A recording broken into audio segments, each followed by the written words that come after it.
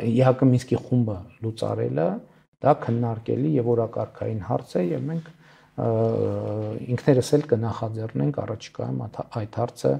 քննարկելը։ Հայաստանի վարչապետը մտադիր է առաջիկայում Արցախյան հարցի կարգավորման համար ստեղծված ԵԱՀԿ Մինսկի խումբը լուծարելու գործընթաց սկսել։ Երբ է սկսելու հայ-ադրբեջանական խաղաղության համաձայնագիրը ստորագրելուց առաջ, թե հետո։ Հանրային հեռուստաընկերությանը տված հարցազրույցում Փաշինյանը ժամկետներ չնշեց։ Մեր նպատակը ժամկետը չի, մեր նպատակը բովանդակությունն է։ Արցախը Հայաստանն է եւ վերջ խոսքերի հեղինակ Փաշինյանը համարում է, որ Ղարաբաղյան կոնֆլիկտը Ադրբեջանի տարածքում էր, հիմա չկա ու հետեւաբար Մինսկի խումբն էլ անելիք չունի։ ԵԱՀԿ Մինսկի խմբի համանախագահությունը նրա մասին է, որ Ադրբեջանի տարածքում կա կոնֆլիկտային իրավիճակ։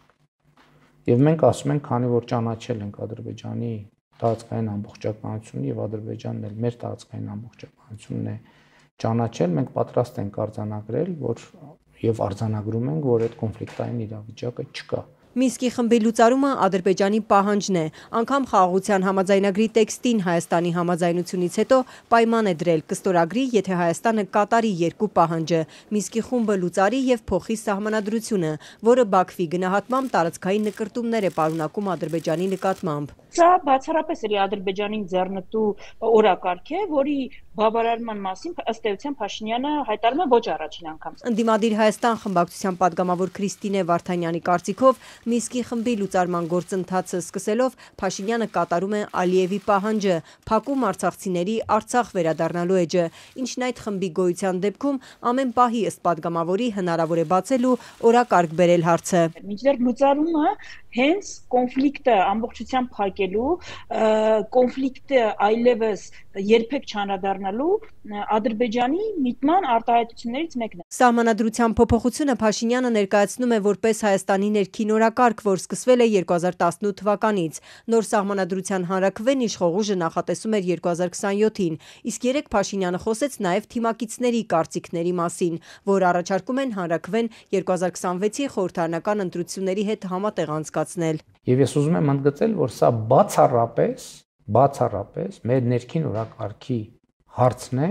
չնայած մյուս կողմից պետք է նաև խոստովանեմ, որ սա չի կարող չունենալ տարածաշրջանային եւ միջազգային ազդեցություն։ Վարչապետը այդպես էլ չբացատրեց, ինչ է նշանակում տարածաշրջանային ազդեցություն ձևակերպումը։ Արդյոք նկատի ունի, որ նոր սահմանադրությունում չի լինելու անկախության հռչակագիրը, որտեղ հիշատակվում է Հայաստանի ու Ղարաբաղի միավորման մասին։ Բաքուն հետևողական պահանջում է, որ անկախության հռչակագրի հղումը հանվի սահմանադրությունից։ Իդեպ Նիկոլ Փաշինյանը 2018-ից խոսում էր սահմանադրական բարեփոխումների մասին, իսկ ամբողջությամբ փոխելու ու նորը ունենալու մասին հայտարարեց անցած տարվանից։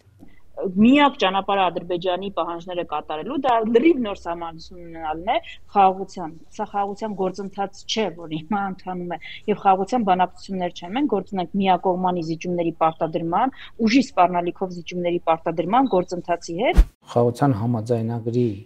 համաձայնեք ստված տեքստում ոչ մի միակողմանի պարտավորություն, ընդ որում ոչ Ադրբեջանի, ոչ մեզ համար չկա։ Խաղաղության պայմանագրի կետերից երկուսը անցած տարվանից քննարկվում էին։ Բաքվի վերջին խմբագրումը ստանալուց հետո Երևանը ի վերջո համաձայնեց միմյանց դեմ հայցերը միջազգային ատյաններից հետ քաշելու ու սահմանին երրորդ երկրների ուժեր չտեղակայելու Բաքվի պահանջներին։ Փաշինյանին զարմացնում են ընդդիմադիրների պնդումները, թե խաղաղության տեքստը Հայաստանի միակողմանի զիջումների մասին է։ Հաղթանակ, կապիտուլյացիա, չգիտեմ, ես ուզում եմ ասել, որ խաղաղության համաձայնագրի տեքստը այս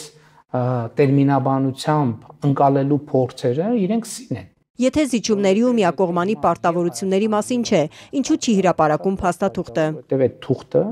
ունի երկու տեր։ Լավ։ Այդ տերերից մեկը Հայաստանի կառավարությունն է,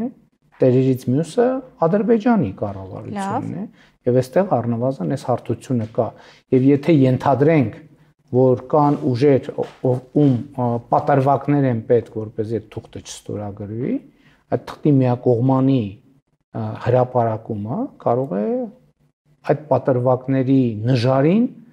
ինչ որ մի կշիռ ավելացնել, բայց իրականում մենք Ադրբեջանի հետ քննարկում ենք փաստաթուղթը հանրայնացնելու հնարավորությունը,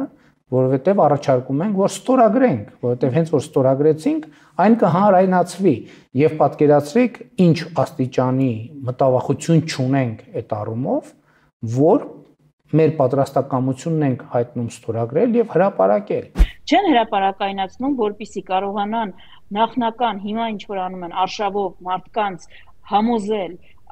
որ դա լավագույնն է, ինչ մենք կարող ենք ունենալ, նաև սպառնալ պատերազմով, որ եթե չընդունենք այդ կետերը ունենալու ենք պատերազմ, որպեսզի երբ որ արդեն հրապարակայնացնեն, տպավորություն ստեղծացնեն հանրության շրջանում, որ այդ փաստաթղթի այլընտրանքը չկա։ Արդյոք Ադրբեջանը մտադիր է ստորագրել այդ համաձայնեցված փաստաթուղթը, առավել ևս, որ այս համաձայնությանը զուգահեռ շարունակում է մեղադրել, թե Հայաստանը կրակ է բացել իր դիրքերի ուղղությամբ, ինչը Երևանը կտրականապես հերքում է։ Փաշինյանը Ադրբեջանի փոխարեն հարցին չպատասխանեց, կրկնեց իր օրակարգը խաղաղությունն է։ Ավելի կոնկրետ հարցին պատասխանել է արտգործնախարար Արարատ Միրզոյանը, որը բրազիլական լրատվամիջոցին տված հարցազրույցում ասել է, թե նախապայմանները շարունակվում են, այնինչ լսում են Ադրբեջանից, տպավորություն չի ստեղծում, թե Բաքվում պատրաստ են ստորագրել։